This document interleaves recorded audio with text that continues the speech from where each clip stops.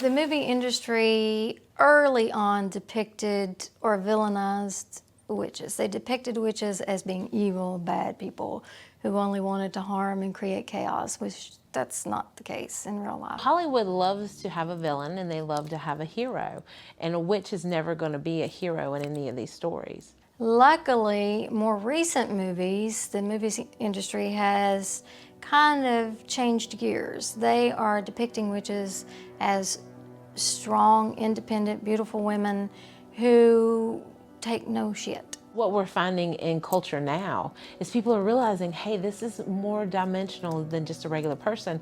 It's interesting. It's something that people, they get involved in. So it's fed over into social medias also. It has changed. They still villainize witches, but then they seem to kind of counterbalance. They have a bad witch and then they have a good witch. They kind of have that yin and yang going on. It does get our name out there, and it does let people know that there's a lot of us out here. Recently, you've got Charmed, you've got The Craft, which really depicted women very strong, and they were covens. They were very strong women, very positive women, very beautiful women, and powerful women.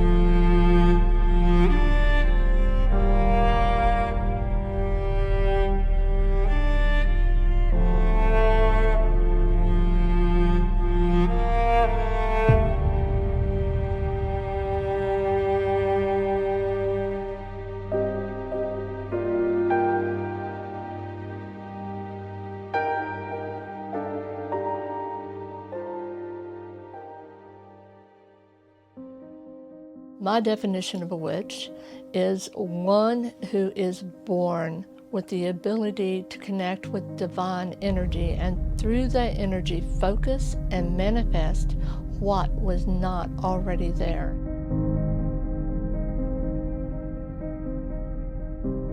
Even in society today, witches are more thought of to be kept in a box and you don't even realize it.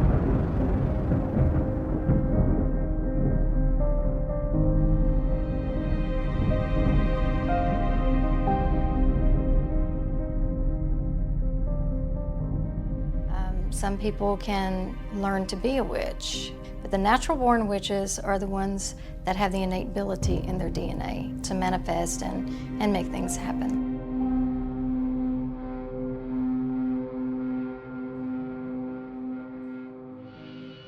People are fascinated with witches because there's always something for people to hope for. Look at your Bible, look at all religions. There's always going to be something to hope for. You put your faith in it. Well, witches are the same. We are using things and we're making these manifestations.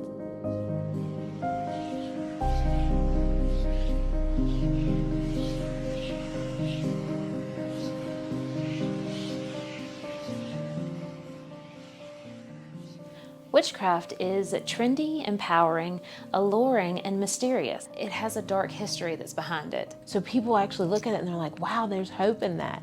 There can be a resolution. Maybe I can do this,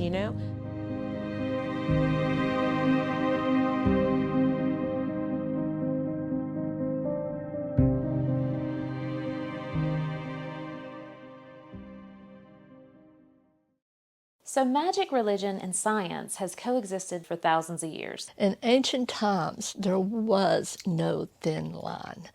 Magic and medicine were hand in hand. In fact, it really is now when you think about it. Today in England, we have apothecaries. And apothecaries are somewhere that you go and they're quite like pharmacies, except just instead of just chemicals, they will prescribe herbs and teas and tinctures to heal you. In ancient Mesopotamia, there was no difference.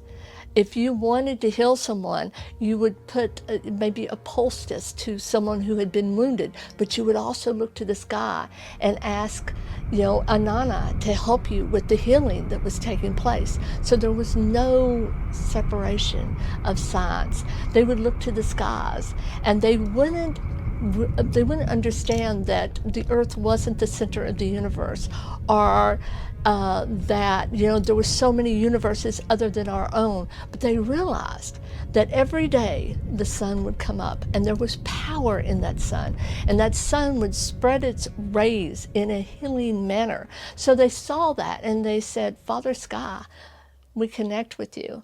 And Mother Earth, who would give the bounty of the earth through harvest, they would connect with her.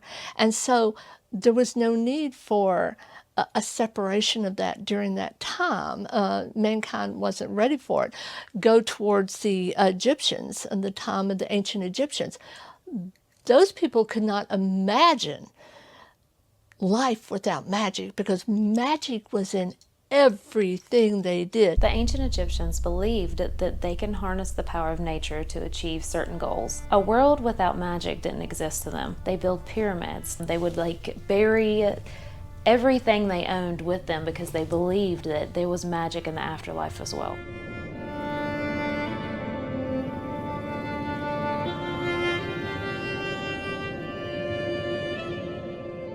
They believed magic was what created and sustained the world, and assured one of eternal life after death. It was something that they saw in every aspect of their lives. And as we know, they were one of the greatest death cultures that has ever existed. And there was quite a very ritual and deep meaning to death. Ancient texts contain spells as well as medical procedures. And of course we know about the Book of the Dead and all of the prayers that were said and exactly how the body was separated. The Book of the Dead is a collection of ancient texts. It contains spells to help navigate the underworld and assist you in your afterlife. The texts were magical as well as religious. Magic was just as legitimate as religion, and there was little distinction between the two. The liver to go here in this canoptic jar, the kidneys here. They knew to clean the body cavity before everything was dressed, because of course the offal of human bodies will deteriorate quite quickly. But there was a magic in that, and a knowing that, when you think about it, is very scientific. They knew to get rid of that and to cleanse it. But they did more than that. They gave the soul to Anubis at the end of this. And Anubis would take his scale, and he would put the soul in one end of the scale, and then a feather in the other.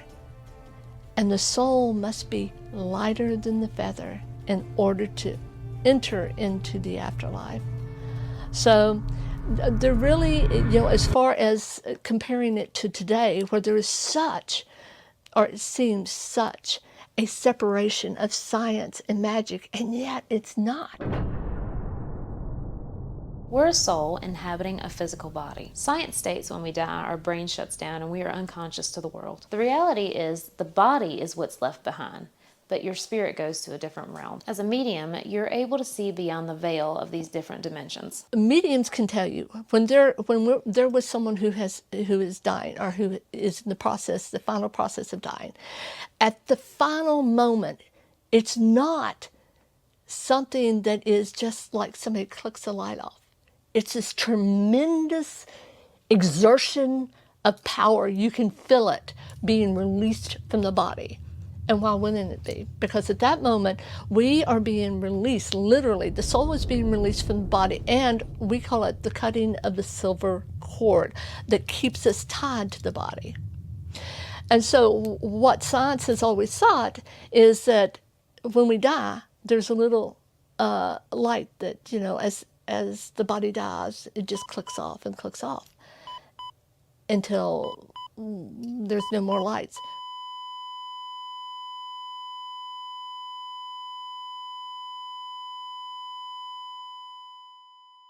But the reality is there is a surge of energy that happens at the moment of death.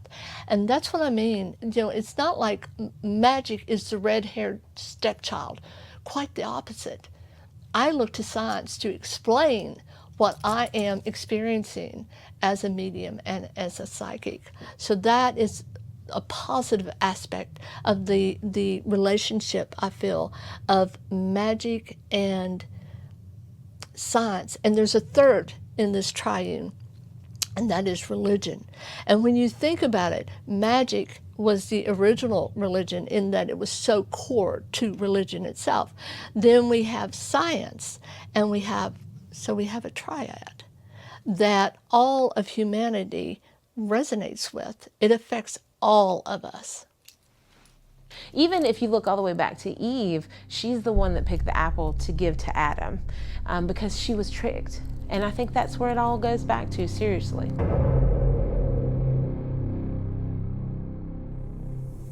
What their reasoning was behind condemning witchcraft in the Bible was to keep women under thumb. They couldn't do that. They couldn't let women be powerful. So in order to do, to keep them where they needed to be, in their place, they would, they would say that witches were evil and they needed to be taken care of, that they made deals with the devil, with Satan. It's not that way. If you're a natural born witch, how could you have made a deal with Satan? It doesn't work that way. You were born that way.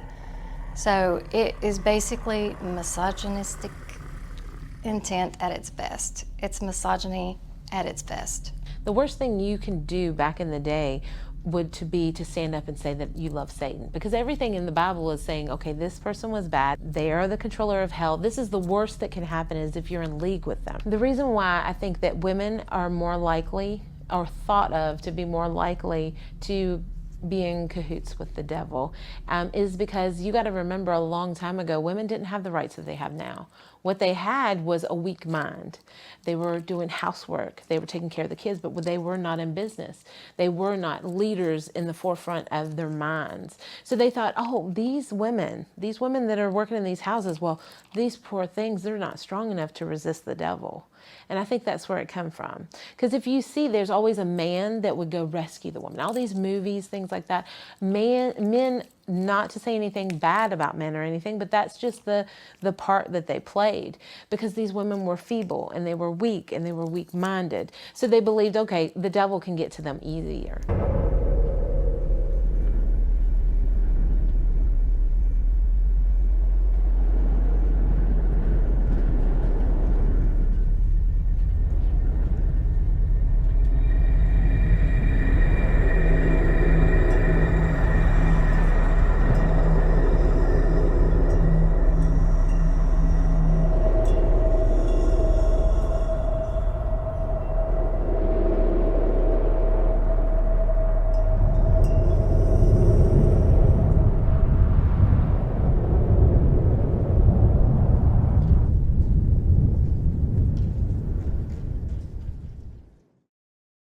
In 1692, Salem Village was rocked by mass hysteria and false accusations. This was all centered around a group of girls who accused their neighbors of witchcraft. In 1692, an innocent game with a woman named Tituba, who had gotten to the New World by way of Barbados and actually was on the ship with Samuel Parris, was playing with two children.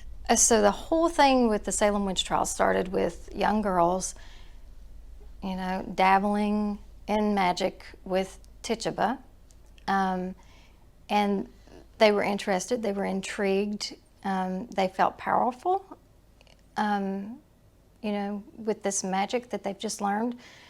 They got caught. And when they got caught, they decided the best thing to do was accuse other people to get out of trouble. I mean, that's what kids do. The Salem Witch Trials was one of the most notorious times in witch history, and that's the truth. You had a woman, Tituba, who actually was talking to these young girls was helping them do divinations with eggs, things like that. Now, do I think it was all in fun and games? I do believe so. I also believe that what they were consuming at the time, such as the breads and things like that, could have altered the state of how they were thinking due to the mold that was in the bread, things like that. Was I there? No. Do I believe that these little girls had these stories and spun these stories quite wildly? Yes. Do I believe there could be some truth behind it? Yes, I do believe that there were witches at the time, but I probably don't believe they're the ones that were set on trial. I believe those are the ones that were cowering, trying to take care of their families because they knew their life also depended on it.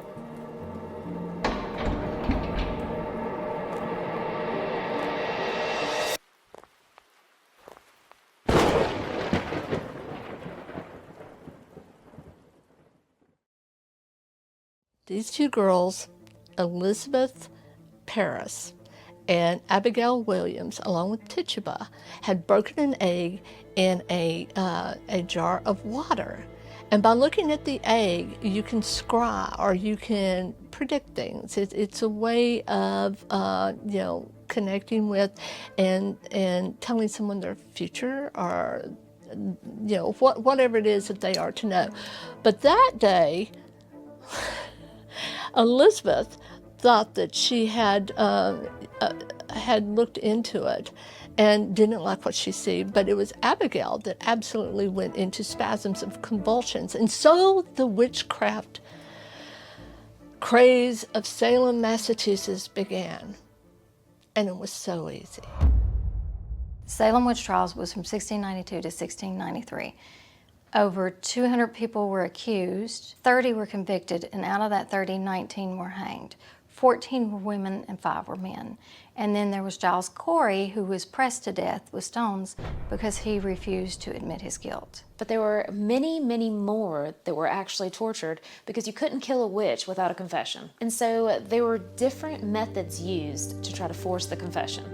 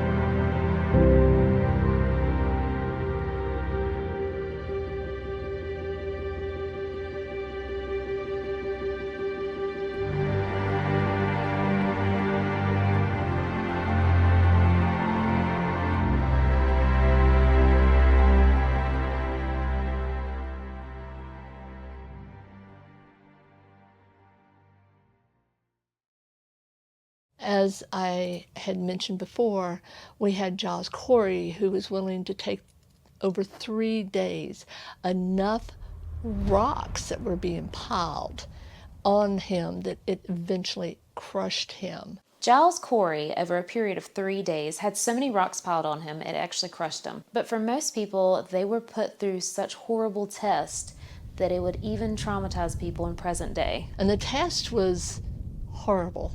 It would have traumatized anyone, even in the present day. Laying so many stones on the body until it crushes the body, until they got a confession, as well as the dunking a witch, or throwing them over the side to see if they would float. And if they floated, they were a witch. If they sunk, they were innocent. Out of those 30 that were convicted, 5 of those died in jail.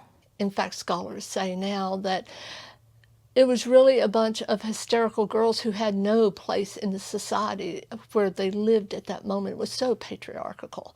It was a Puritan society. And so they had no voice. But this gave them a voice. It gave them power. And they grasped as hard as they could to that.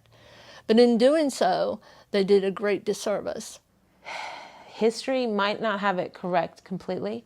I believe that there were probably witches. But the biggest thing in that time, people have to understand that Puritans were there, right?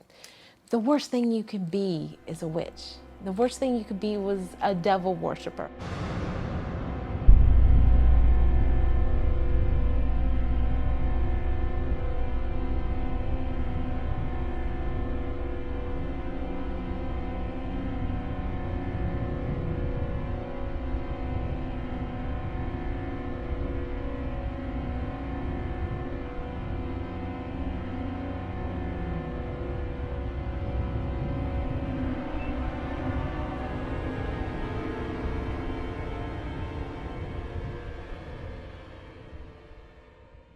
So they were always looking for devil's marks, marks of the devil, and they would strip you. They would grab your hair and they would twist it back so that they could look all through your head. They were screaming all the while because it was also designed to break you down, to make you confess. And as we all know, you can put someone under so much pressure that they're willing to tell you what they think you want to know. So you got to understand, these are superstitious people. And so these girls begin to point out a lot of people, and basically which you're a witch. And they picked out people like Goody Good. Sarah Good was a poor pregnant mother of a young daughter and one of the first 3 women to be accused in Salem. Even her husband testified against her at the trials. The University of Virginia still has a record of the trial. There are transcripts that are available online through the University of Virginia, and she is so scared, so terrified, and so uneducated. And she had no one to step forward to speak for her. And you can sense that in her words and the desperation as she tries to prove that she's a good Christian and that she's one of them and that she didn't want to be sent to her fate. They confessed, which I say that, and I took a pause on that because I don't believe that was a confession that was easily given. Another way that they would try to get confession was to put your fingers in a vice and crush until you admitted guilt. There were just so many ways that they would torture, and then ultimately, if you were hanged, hopefully your neck would snap. If not, you're gonna hang until you die from asphyxiation. So it was horrible. It was very horrible. These ladies, you got to understand, were beaten, were held. They were all sorts of things done to these women to get them to confess. So then they did. They would be deprived of sleep. They would be deprived of food. They would be thrown into a dark, as I said, dank jail and left there to rot and drug back out and then ask again, are you a witch? Only it wasn't that. It wasn't anything so simple. They would say, with whom do you practice? A common misconception is that witches burned at Salem. That's not true. They were actually hung. People believe that these witches were burned. They were actually hung and pressed. Some of them were pressed, meaning stones were put on top of them until they couldn't, their life was ended. We ended up with 14 women and 5 men who were hung for the crime of witchcraft. And during that time, there were children who were accused. One of them was 4 years old when she died in the very dank and terrifying, dark hole that they would put these people in. I mean, you had a choice. You could either leave the town, because one of the things that I've had people ask is, why didn't they just leave? Why didn't they escape? Because it's 1692, America, and there was nowhere to go to.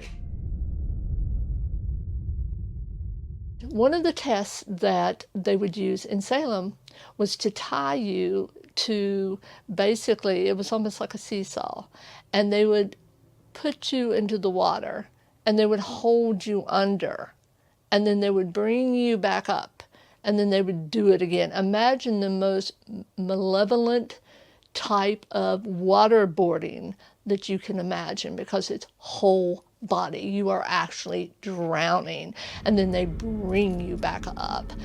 And they always, the price of the cessation of this horrible torture was always name someone. You must name someone, or two, or three. And people were willing to do that just to make the pain stop.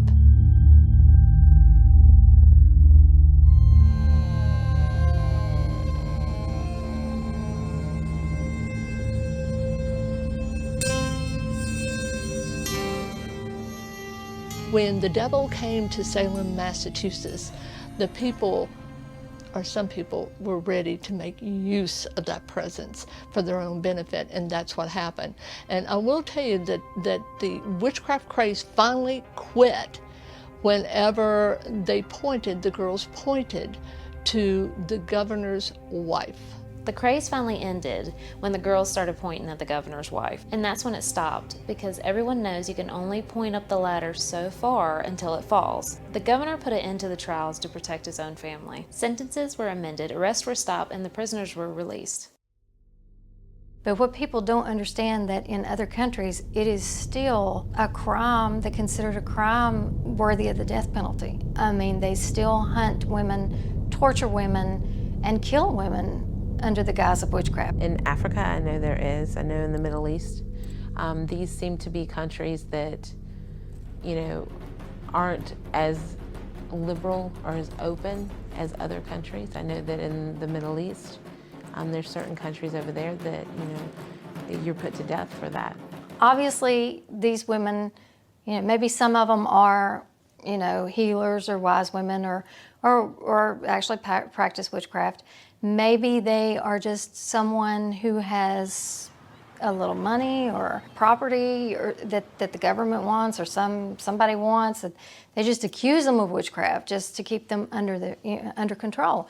It's basically a way to keep women under control, keep them down, and keep them from being equal to men. The thing of it is I believe that a healer and a witch walk a very thin path. Such as certain nationalities, they'll say, well, she's a healer. And then if they say that you're a witch, you're doing the same things. But they believe that a witch in some societies can curse, where a healer can't curse, but they can take curses off. But they walk the same path, they do the same thing. It just depends on how they are seen. So some of these countries that are not as up to date as we are, as open, I believe they have their own healers there. And it's probably a woman just like me, but she chooses to use the name healer so she doesn't get killed. The abuse of women still happens to this day, witchcraft being the excuse.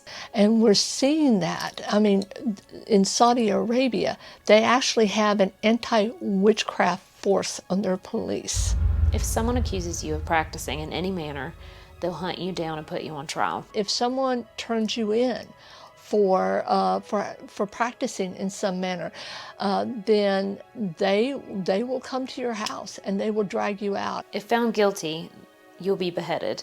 This is a very serious thing to be accused of. You are sent to their court system, and if you are found guilty, you are beheaded.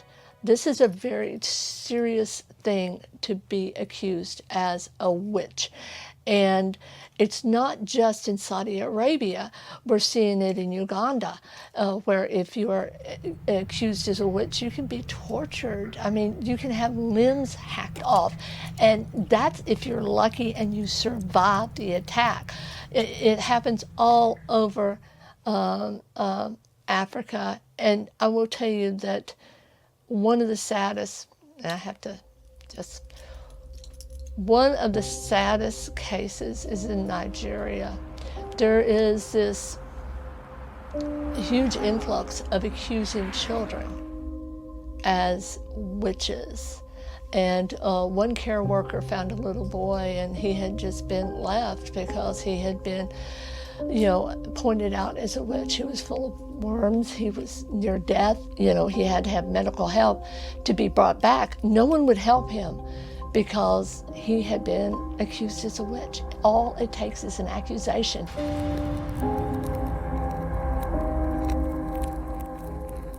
The reason this was happening, it was a combination of religion and poverty. There is a huge explosion of the Christian Pentecostal religion, which they said really highlights the possibility of a child being a witch, just the possibility.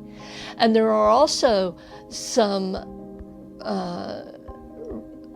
I hesitate to call them pastors, but they call themselves pastors of these churches that think that it is to their benefit to allow this, because they tell these people that they have saved them from the witch, from the 4-year-old or the 2-year-old witch, that they came to them, and that was their response, is that this child, yes, they're right, this child must be a witch, and now they have saved them from the witch, and the child is just put to the streets if they're lucky.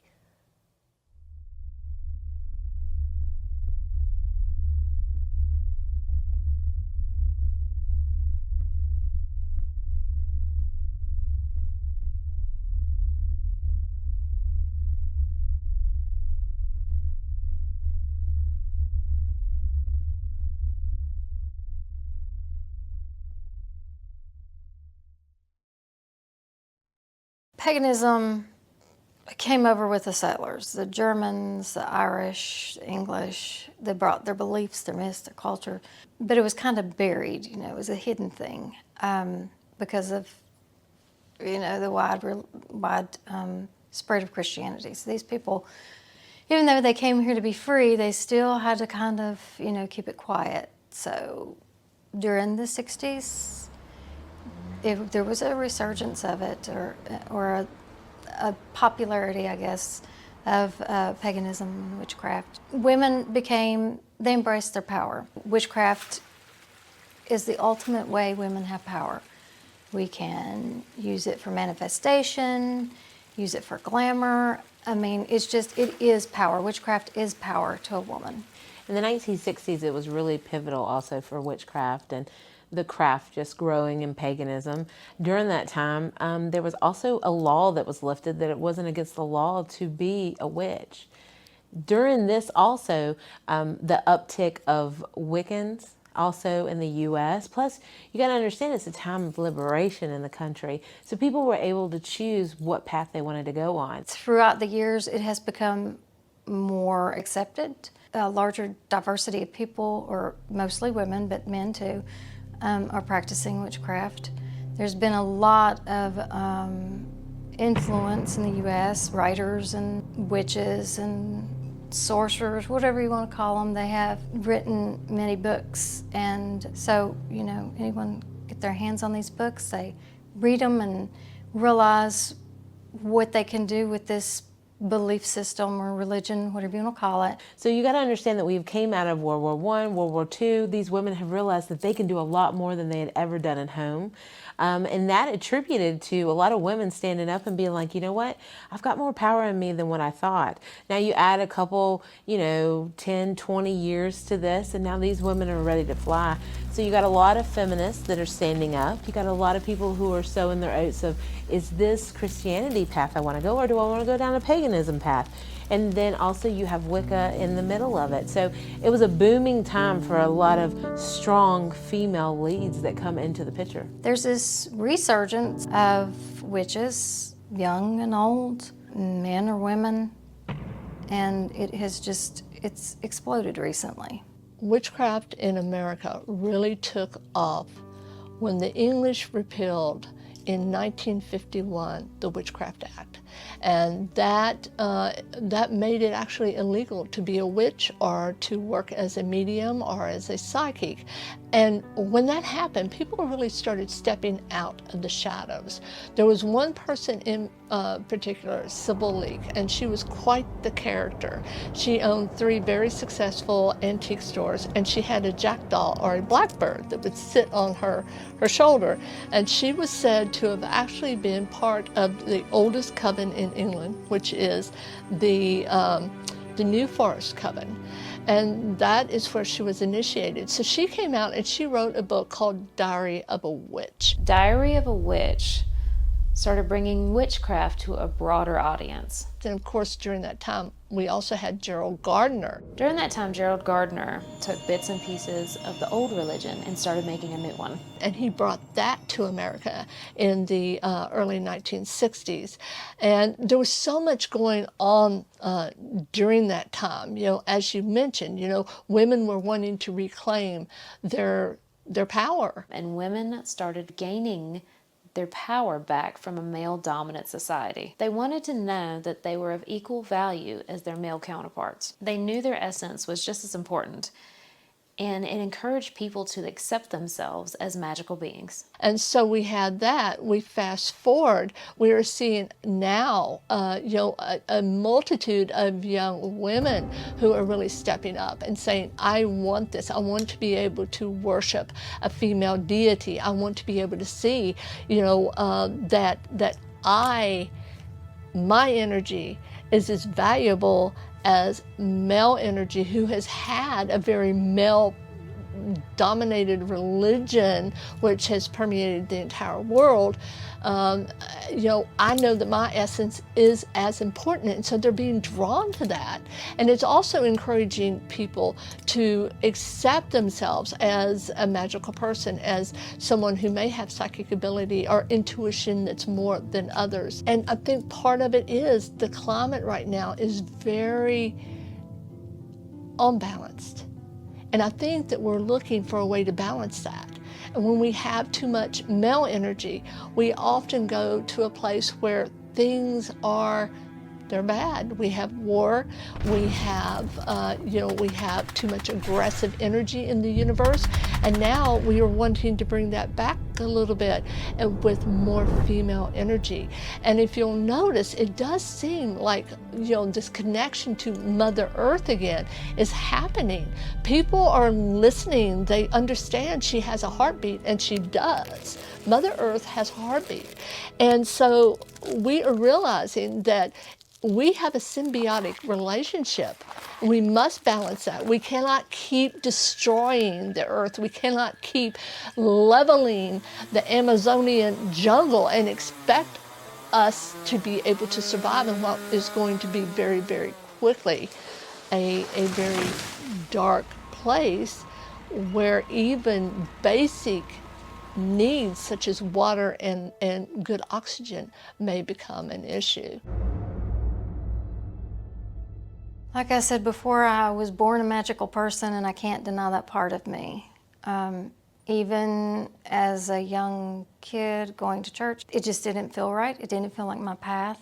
When I was old enough to realize what my path was, I was open about it to family and friends. Everyone who knows me knows that I'm a witch. I've never hidden it.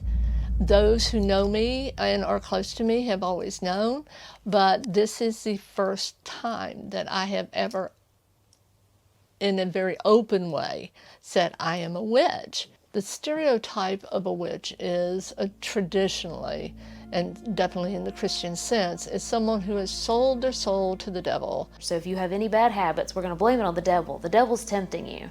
Do I believe there's more negative forces? Yes. Or misunderstood, rather. Does the devil come and talk to me on a regular basis? No. That's not something that I believe would happen for a lot of people. I believe that I have a closer, actually, bond with God than I would have ever thought before. Because there's no middleman. There's nobody telling me how I should act to get God's acceptance. Being a witch, you are accepted by your God. I am a hereditary witch in combination with eclectic. Hereditary being that I was born a witch. It's in my bloodline, it's in my DNA, it's just who I am. Eclectic is basically the way I practice. So I'm drawn to hoodoo, I'm drawn to mountain magic, I'm drawn to the druidism. I pull from different cultures and different beliefs and make it my own. How I like to be seen as is ominous eclectic witch. Ominous is a word that means that you believe in all religion and believe in none. I was raised Baptist, and their thoughts were, if you do certain things, you're going to hell. if you believe in a different God, you go to hell. And it shook me because there are some really good people that a Christian would believe was the perfect person, but because they were raised in a different culture, they believe in a different God, then they're damned to hell. I refused to believe that, so I took on the term ominist, because I believe there's truth in all religions, and at the end, I believe that God would judge the person for themselves rather than the culture they were in. The type of witch I am is an eclectic hereditary, but I also have components of the hedge witch because I am able to astral project and jump the hedge, as the phrase goes. And also I'm an energy witch because I have this incredible ability to manifest through energy itself without taking in or worrying about, things like the element of fire or water or air or earth. It's simply the energy of the universe itself. Being a practicing witch in rural America, I think it's a little different where I live, here in the Appalachian Mountains. The reason why is because your neighbor can treat you greatly, right? Y'all can be best friends, but as soon as they find out that you're a witch, things may change. It is the Bible Belt, and religion, Christianity is very prominent. People keep wanting to save my soul. Let me save your soul. They will pray for me and my family. I'm damned to hell, as well as there's the fear, the initial fear of everything. They think I'm off conjuring with the devil and all these evil spirits. In reality, it is me becoming my own within myself. I don't see the flaws in what other people see. I don't need my soul saved. I'm good with who I am. I feel right with who I am. I don't need them to tell me, and I don't need their God to tell me that, my afterlife is going to be good. And the box that you've been placed in no longer contains you. So the people that was your friends for a long time will all of a sudden say, I don't want to be friends with them. Your perception on things, how people will believe a certain belief and you don't believe that anymore. You don't feel that your place is with these people anymore. There's a lot that changes, and people need to understand that. But if you're strong enough and you have faith enough, then you can take this path, but you have to be aware that it is against society. So a lot of practicing witches in this area, and I'm sure in other parts of the country in rural America, some of them have to hide it depending on their circumstances, which makes it very difficult because then you're not being true to yourself. If I say witchcraft to you, people believe that that's bad. So I choose actually not to use that word very often. I say I'm practicing, and you'll hear me ask other people, I'm practicing. Because when you lay the whole word of witchcraft out, even though I may embrace it, the other person may not. So I make sure that I word things a certain way. I can tell you everything that I did in my day, I just leave out the part of the magic. The magic's for me and the people that I do it with. But I also stand proud as a witch practicing here. I just have to be selective of my surroundings. What makes Appalachian witches different is, for one thing, the geographic isolation that we have had over the centuries. And because of that, it's encapsulated our unique brand of magic, which is a culmination of many diverse nations, such as the Scots and the Irish and Africans, and just all of these things have been a beautiful stew. But once it was combined, it stayed in the mountains. So in one way, our magic, Appalachian magic, is very raw, very root, and it has stayed pure. I'm an Appalachian witch. It kind of goes side and side with the eclectic witch, because in Appalachians you have so many different immigrants that come in and add different flair and flavor to witchcraft. So in Appalachians, we learned to survive. Whatever we needed to do, we would do so. And there was no, okay, well, you're a hoodoo, you're this, you're that, and the other. It was, you just wanted to survive. And we weren't considered witches in Appalachians. We were considered healers. Because if you were a witch, you would have got tarred and you would have got beaten and you would have been an outcast of any religious community. So they were called healers. But in my day and age, I proudly take the term of a witch.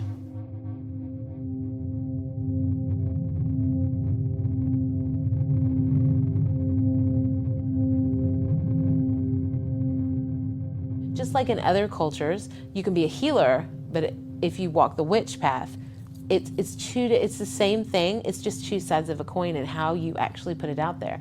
Being an Appalachian witch, it's being special because we are adapted to the needs of our communities. So being an Appalachian makes it very unique also because it was literally a melting pot. It didn't matter if you were black or white or Latino or indigenous, we all worked together and our one goal was to survive in these mountains. So that's why a lot of times the folk magic actually gets blended together too, so it's unique in itself.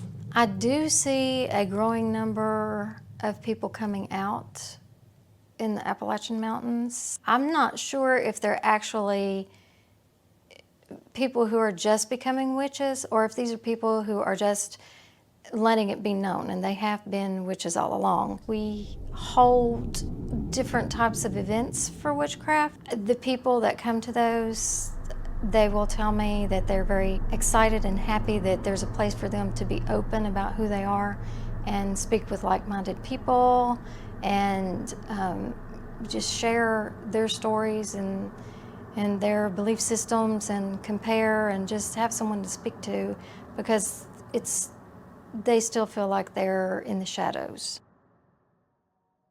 Witchcraft is on the rise. I do believe that social media and people's voices are a plus and a negative. There's a plethora of misinformation that you can find on the internet, and just because someone has a soapbox doesn't mean that you need to listen to it. I believe that there is an increase in the number of witches that are coming out of the broom closets in Appalachia and everywhere else due to social media. I belong to a group on Facebook called Appalachian Witches. So that is something that you would not have seen 20 years ago, I don't think. And the fact that they have thousands of followers tells me that that we have amongst those, probably most of them are practitioners. I do believe that social media has contributed to the rise of witchcraft.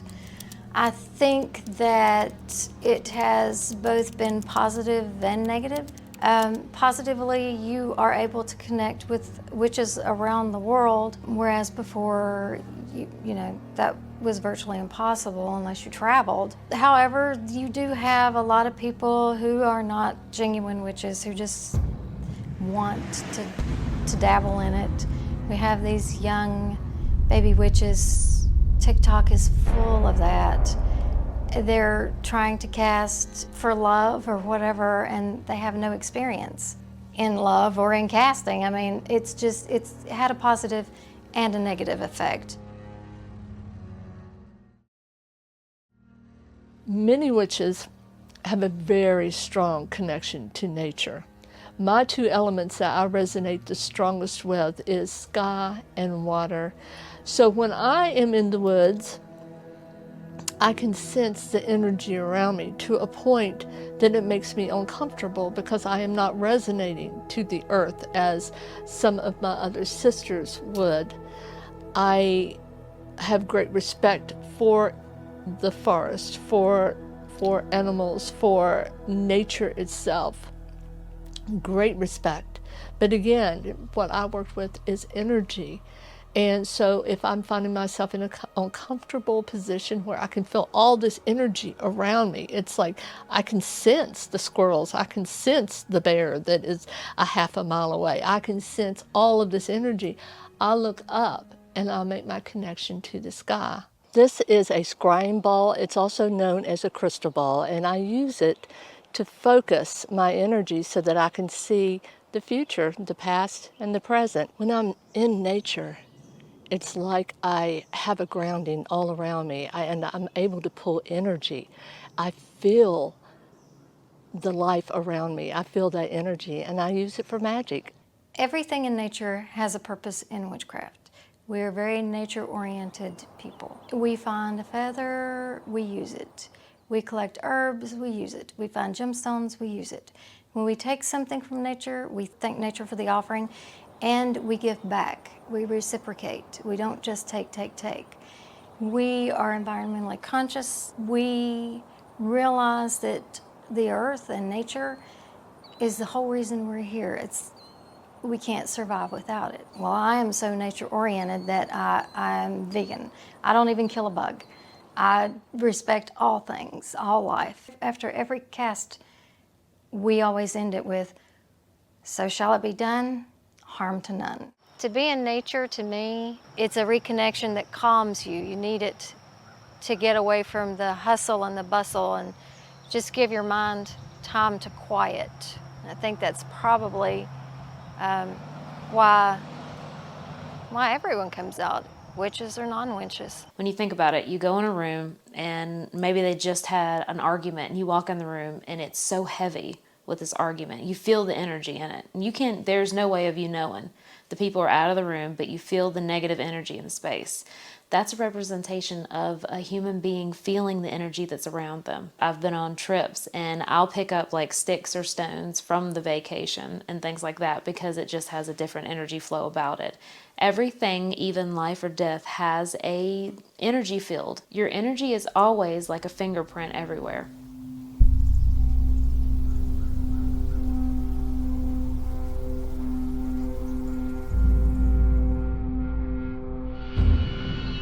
Fascination with bones and things like that I have is that you get the essence of the animal and the characteristics of the animal as well as how the animal passed.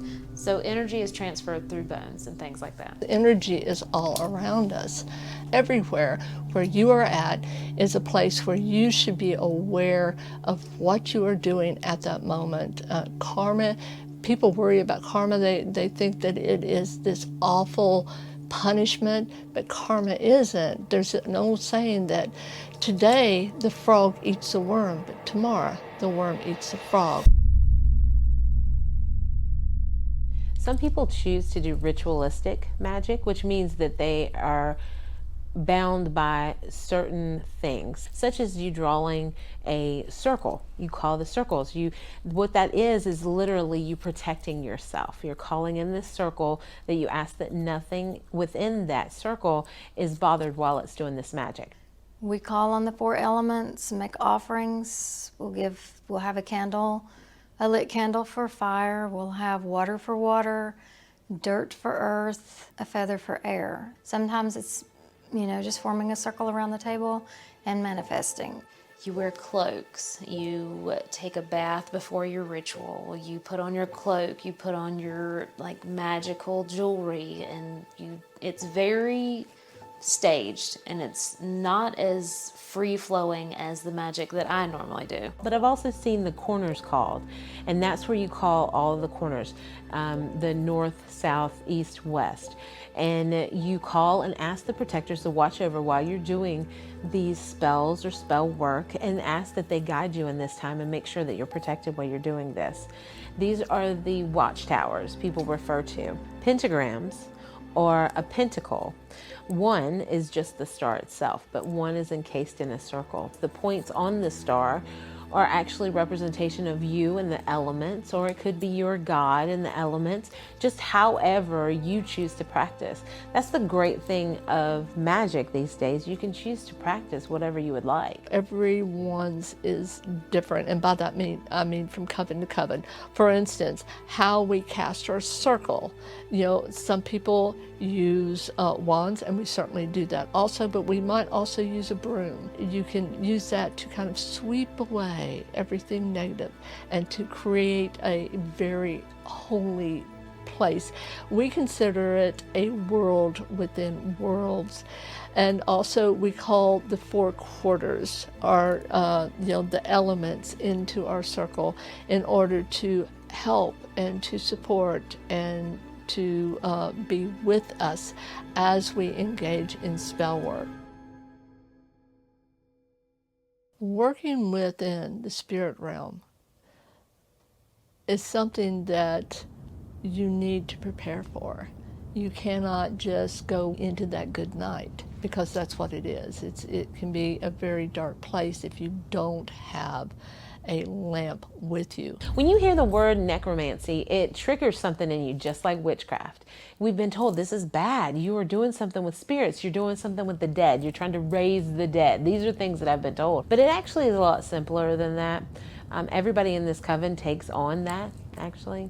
Whether it be we're talking to our spirit guide and then they are conveying the messages from the other side. Necromancy just means working with something that has passed. When you say it, you, even as a person who would be standing back and listening, it cringes a little bit.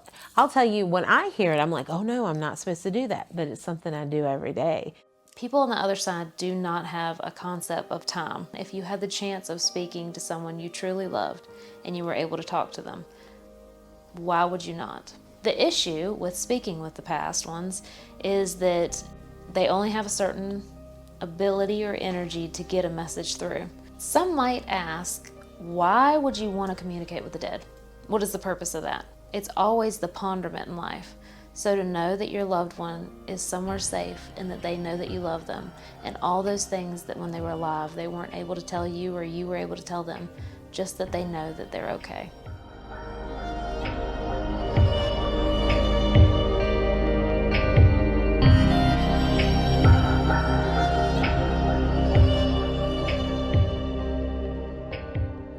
What you get from reading bones is it's a very primal way of doing divination. You're closing out the distractions and you're just becoming one with the raw natural earth. What you have to do before you are at that place is to be able to recognize, is this positive energy? Is this negative energy? You have to be able to recognize it even if negative energy is trying to hide itself. People want to put labels on angels and demons. If it's good, it's an angel, and if it's bad, it's a demon. In reality, if someone's an asshole in real life, they're going to be an asshole on the other side. I don't recommend just flipping open a Ouija board, although I myself did that as a reckless youth. Spirit boards are neither good or evil. They're basically a conduit to receive information from energies. If you're a very positive person and your intentions are good, you're going to get positive energies coming through that board.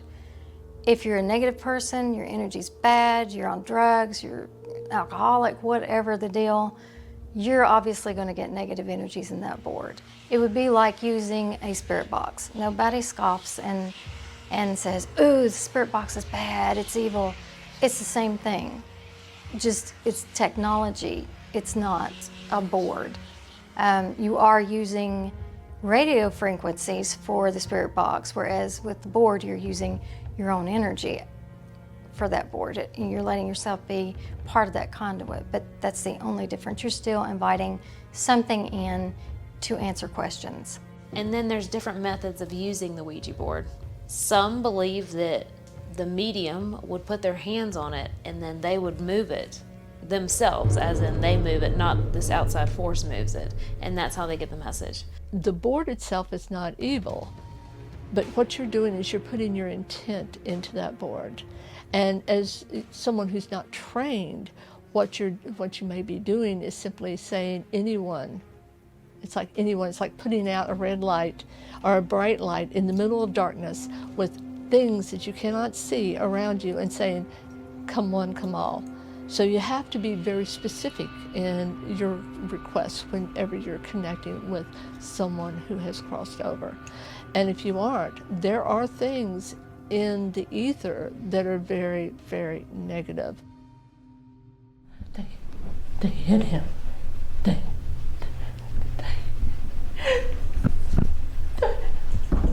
him.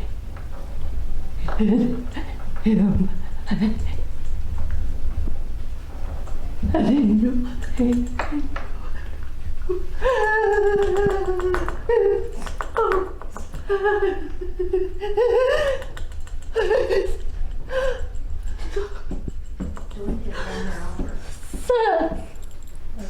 I get it out.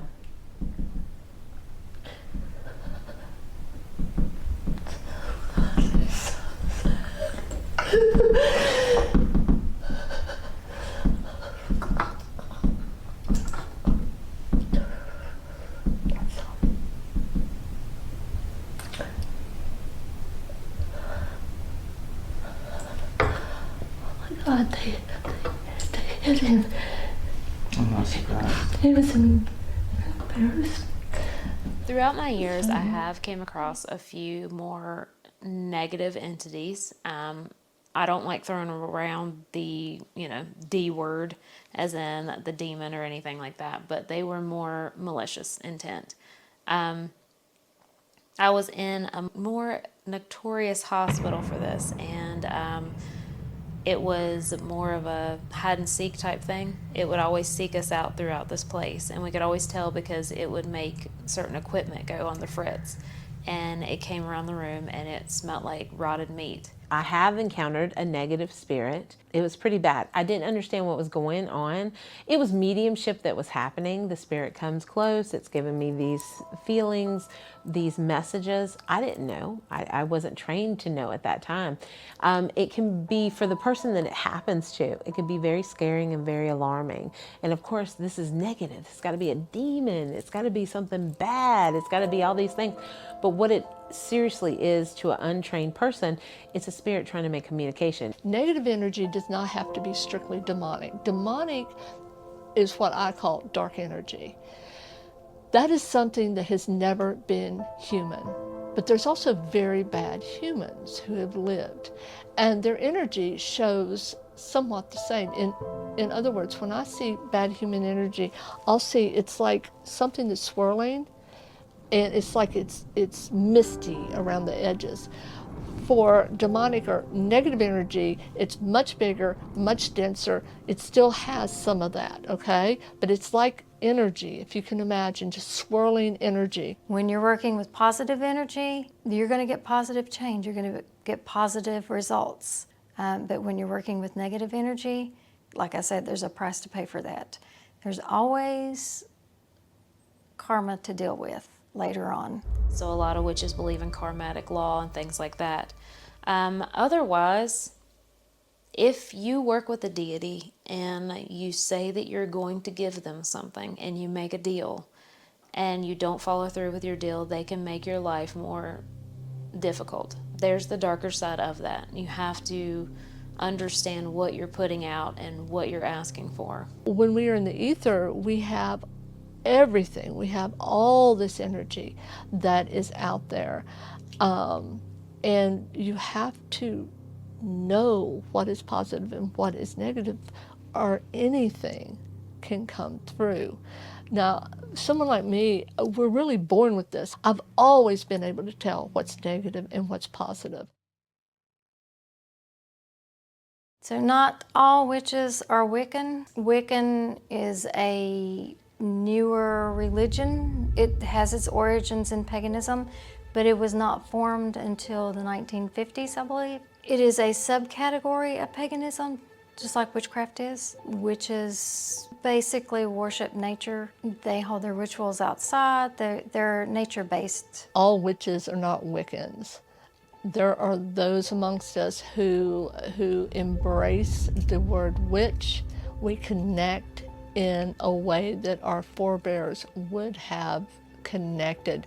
We don't follow the Wiccan reed, which is, basically what you put out, you're going to receive back 3 times. And we simply connect, once again, like our forebears did, with the goddess and with the god. The myth that witchcraft is a form of devil worship is basically hogwash. It is not. Witches typically don't even believe. It depends on their belief system, but we don't believe in the devil or Satan the way that Christians believe, or most of the world believes. We believe in positive and negative energy. So there's really no devil or Satan to worship. It's just negative energy, and there's no worshiping in the craft. Witchcraft does not recognize the devil at all. We recognize both positive and negative energies. People will say that magic isn't real and it's just fun and games, but when they say that, my comeback to them is that you pray in church, that's manifestation. You put on your makeup, that's glamour magic. You light a candle for ritual purposes, We light candles for ritual purposes. It's just two sides of the same coin. You're basically practicing magic, but you're calling it something different. There's magic all around you, and it just depends on the day and age and time. You can look at anything, a medical miracle, that is magic. How you feel as a person, that is magic. How music makes you feel, how you can change your mood with just a few things. Magic is something that's all around you that you overlook because we're desensitized not to recognize it. Magic itself is benign. It's like water. Water can give you sustenance and keep you alive, but water can also kill you if you are unfortunate enough to be in it and not being able to make your way back to shore. It is simply an energy. It is the practitioner of witchcraft and their intent that makes that energy perform in either a very negative or positive way. Once you go down this path, you'll find that it's very hard for you not to want to keep down it. And there's no other path that you can see for yourself. It's really finding the true beauty within yourself, and it gives you the power to become the beautiful being that you're meant to be. Witchcraft is here to stay. Witchcraft is not going away, it's here to stay. It's not going anywhere. The growing popularity proves that it's not going anywhere anytime soon. So, witch or not, that's the truth of it. So, wouldn't you want to be a witch?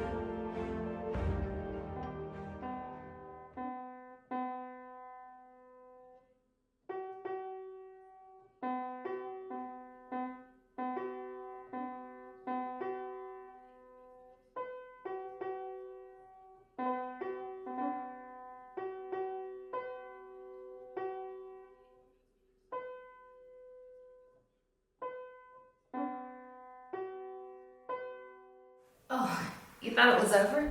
We're just getting started.